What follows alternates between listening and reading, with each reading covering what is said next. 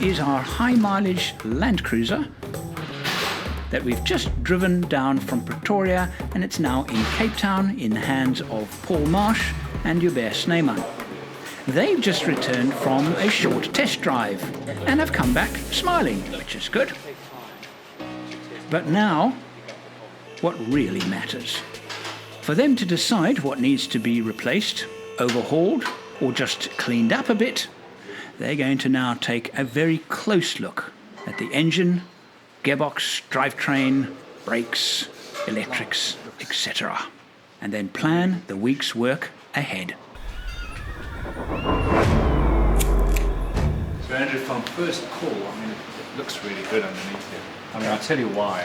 I'm looking, there's obviously no corrosion and rust that you can see, which is very nice. I mean, that's so pleasing. But when you look on the actual end of the axles here, the sphere, that you can see. I know, there's hardly any pitting. There is no pitting on it. It's brilliant. It's amazing. Really in good Absolutely condition. amazing. I mean, they've changed, a couple of parts. The bushes are in reasonably good condition. But Hubert and I found this leak here. Eh? Yes, there's a front gearbox also. So is there a lot of play in that? Transfer box has got a lot of play. A lot of play in it, okay. So you can see there's a lot of play there. That's going to need to be repaired. You've got a oil leak as well. But not uncommon. What have you found back here, Hubert? Shackle bushings, stabilizer bar, all worn out. Yeah, the bushes here are completely broken. That's common. Yeah. There as well. It's feel like rubbing. You can see the oil splatter marks, and often on the back of a car, when you've got an oil leak like this, you'll get little droplets of oil on the back door, and that's a good indication that there's an oil leak from underneath the car. So I wouldn't have not expected to change bushes throughout the whole car. So this is fine, this is what you expect, and we're going to be changing the suspension anyway. Yeah, they're tired. That's okay. But the chassis is in great condition. I mean, you can look. There's no surface rust, even though the metals, the paint's rubbed off here. I mean, that's almost like it drove just orange. Yeah. Although, yeah. Or maybe some dirt. I like the bolts through the floor. Yeah. This hasn't even had a chassis clean. I promise you, when this has had a chassis clean and every bit of dirt's come off, you'll look like a car that you'd never say it's done the mileage. Never. And this is what you look for when you're looking at a car. You want to actually make sure that the actual chassis, the drivetrain components, you can change bushes, they're a wearable item. You can change shocks, they wear. Even the discs on this car are in really good condition. So they've spent money on the vehicle, which is great. And as you said, you've seen some of the service history. But what we haven't seen, we pick up here to say actually, with the exception of this prop shaft coming from the front axle to the transfer box, the rest is in what we see good condition. Once we pull the bearings apart and take the diff out, we'll have a very clear indication of more wear and tear, if it is that worn. And that's the good part. It's definitely been off-road. Also at the front, you can see it did bump through in the suspension. It's actually bottomed out. Yeah, the suspension's tired. Yeah. And it's also, the bushes are all gone. Yeah, I'm feeling a bit torn up here. Right. What we look at is the front here to see, is there any damage or does it look like this has been painted? It's been painted, but I think it looks pretty original. Are you there? Can you find a replacement cowling? Yeah. Oh, yeah. I'm amazed for mine vehicle how clean it is. I think they cleaned it up well. But you see here, this is all like... But this was a transport vehicle. I don't think it was... I think it was more transport vehicle for people because of all the seats inside. Yeah. But yeah, you're right. Normally it's... So that's normally corroded, isn't it? Yeah, it's really it's bad. almost like the whole engine looks like this bolt, Yes. orange. And you can't get that dust off. No, it's good. But this is really... What's nice is you're not seeing anything that has been added to this. I mean, it's all pretty standard and in nice condition. You know, no, often here you see these covers that break, bits are broken off the cover here, but it's all, everything seems in place, and even the fuel filter hoses, no, she's in great condition. Now you see, if you had something like this that had come overland, and someone's gone and fitted an extra battery there, which is my pet hate, because unless it's a weekend vehicle, what ends up happening is it cracks the inner wing. Yes. And you've got this heavy battery. Yeah.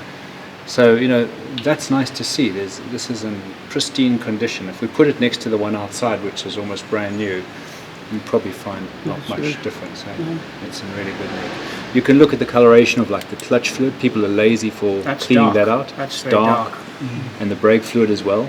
You know, so that never gets changed often enough. Yes. And I think, you know, every year you should clean out. We'll just flush that. We'll clean it out, flush it, brakes, clutch, antifreeze.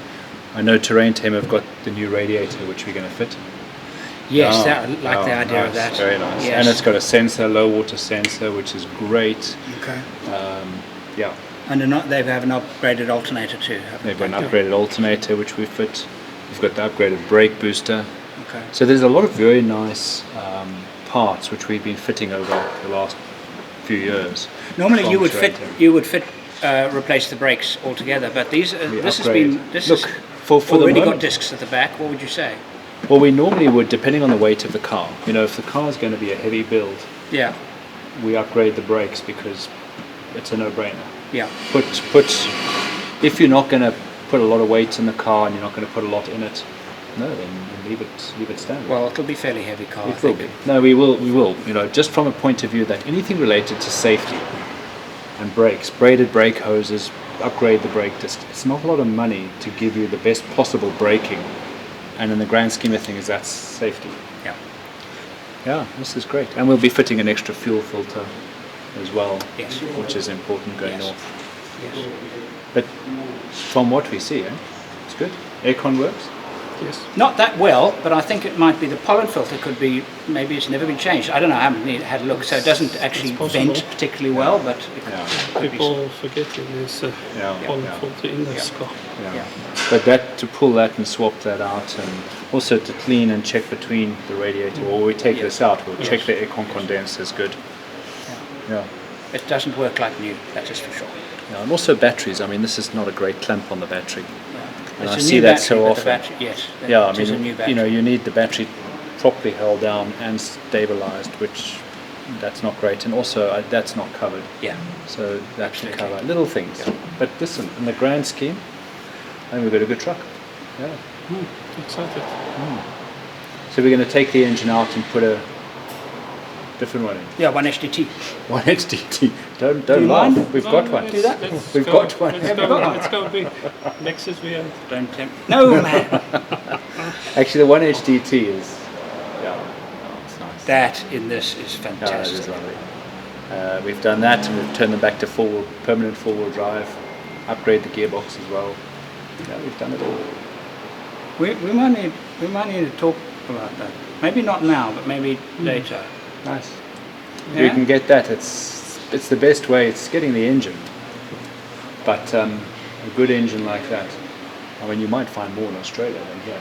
They're hard to find here. They're hard to find in Australia too. Are they? So running the car, the start-up is always important to listen how quickly. These start on the touch of the key. And once we've got the engine running, we'll just take the oil cap off, check if there's any pressure in the system, any blow-by from excessive wear on the piston rings and that. So yeah, Marinus, will you start it up?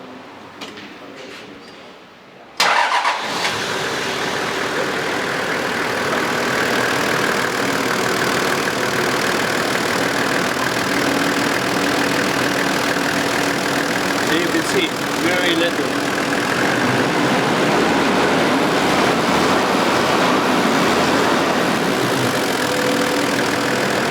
Brilliant. Turn off.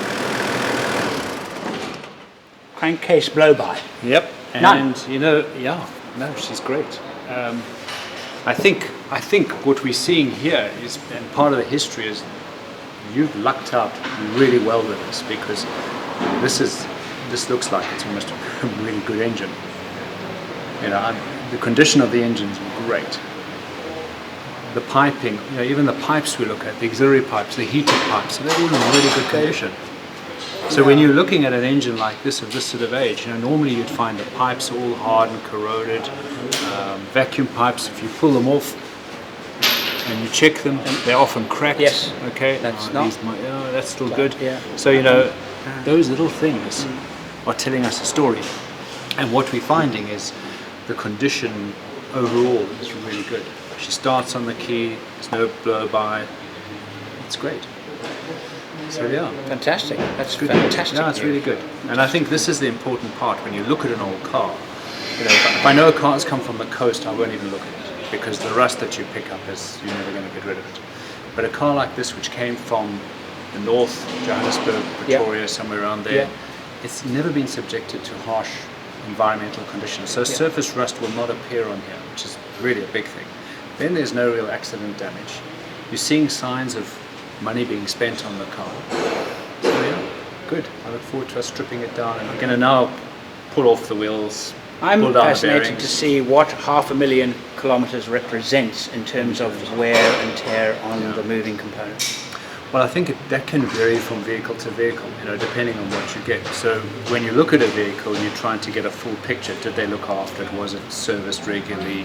What money's been spent on it? And you won't always get that full picture. No. Now with the inspection, we've got some of that story. Now we'll take it and pull apart the bearings, pull out the diffs, look at the prop shafts. That's going to give us the rest of the story. From there, we'll make decisions. What do we actually want to spend money on, and what are we going to change, and do we have to change it? That's, I think, is very important. That's key. Do we want to change it? Do we have to change it? And if we're changing it, are we changing it for the right reason? Right. And I think that's part of what we'll talk about, you and I, is what are the reasons you should consider. Okay. When you've got someone you're relying on giving you advice, you want to make sure that they understand what your needs are, what you're going to use the vehicle for, how you're going to use it, so that the advice is in line with what you're going to spend. Yes. Because otherwise it can be an open check. Understand the mission first. Yeah, understand the mission, I like that, that's great. Okay, you're impressed. But how do we know? How far do we take it to so we know that it's good for another 500,000? What do we do? Well, first off, we're trying to get the whole picture. Yeah. So part of the picture was the inspection before you bought it, which was a drive, a test, checking some basics. There's a limit to how much you can test, and we had someone else do the test for us. Yeah. Also an experienced Toyota technician. Yeah. And we came back with positive response from that. So we checked the four-wheel drive, the diff locks. We've rechecked it because Hubert did the full road test. So that gave us a nice clear picture. The car sounds good, it drives good. We've now looked on the ramp and we're seeing they've spent money. The brake discs look in really good condition. The actual axle spheres on the end are nice and clean. The worst of this is a bit of wear and tear on the transfer box and all the bushes. Okay? The chassis is in great condition. And when you look at the front and the back, it doesn't look like there's been any big accidents because all the brackets are straight, all the bolts are correct. You can see when a car's had an accident. Everything is there that should be there. So that's what you removed and not fitted back. Okay. So that's like finding that little what Bond finds. No one has bothered with the car. Yeah. So they haven't gone and bolted stuff. It's almost better than buying one that's been fully prepped for a I trip. agree with that. Done a whole massive trip through Africa. You come back and now you've got all the wear and tear. Yeah. You've got wear and tear from daily use, and it's shown that everything's still in place, as Hubert says. Put all new bushes in, put a suspension in, sort out the transfer box. And yes, the precautions we take are strip down the wheel bearings, sort those out, pull out the diffs to inspect them. Take the gearbox out and strip it and check. Is it worth? So now here's the gearbox feels perfect. It doesn't make a noise. Okay, you've got a front oil seal is leaking and there's play there. But would you say at this mileage, take the big gearbox apart because you should do it knowing it's got 500,000 in it, or what? If this was a normal person using it daily here, I won't change the clutch. I will remove the front coupling, change the bearing and the seal. Right. For someone living here. Yes. If you're going Africa, because these gearboxes do have a problem on the main shaft input on transfer, take it out, check it. Right. Okay. Because that can strip, and then you you're done. You're trying to build. Yes. You're trying to build confidence. So it's like anything. When you know there's a weak point on a car, every vehicle has a weak point. Okay, so we know, as Hubert said, on the gearbox there's some weak points. When you've pulled it apart and put just new seals and gaskets and looked at it, you've actually identified: can we let this go or can't we? And your gearbox guy will go, you know what, the wear's not bad. I think it's fine. It's going to be good. In my experience, my 30 or 40 years, our gearbox guy. And he goes, I think this is okay. We'll just put seals and gaskets. But what we've done for you as the owner, we've given you that confidence, peace of mind to say it's not going to on its last teeth where it's just about to strip. Okay. Because that creates a big problem. Okay. And that's what you don't want, to have to repair a gearbox with someone you don't know, don't trust. It could cost a lot. You can't get parts and now your trip's a problem. So that's where you've got to look, as Hubert says. Is it a weekender where you trip him back? That's fine. You can extend the life of parts. You probably wouldn't do half of what we might do on this. If you said, I'm just going to use it for weekends, but you're going to do big trips. So we want to build back in that reliability with balance. With that, yes. But yeah, she's a good truck. I think we've done well. Yeah, very nice. It's great to build out. That's better than the 105. Look, the 105 That wasn't was that difficult, actually. the 105 was good until we opened up the gearbox. That was a disaster. Those of you who haven't seen the 105 series, you need to see that. We did that in 2019, just before COVID struck, and the gearbox was a disaster. Somebody had decided that it would be better if it never had four-wheel drive at all, and converted it into a two-wheel drive by welding one of the spider gears. I still have that as a prized possession on my desk, that welded gear. Yeah, so yes, good. I think it's an exciting project. I think we've got lots we can showcase here and talk about the values. So good. That's a good place to end this video. So like and subscribe, etc., etc. if you want to see the build. Come and join us. More fun.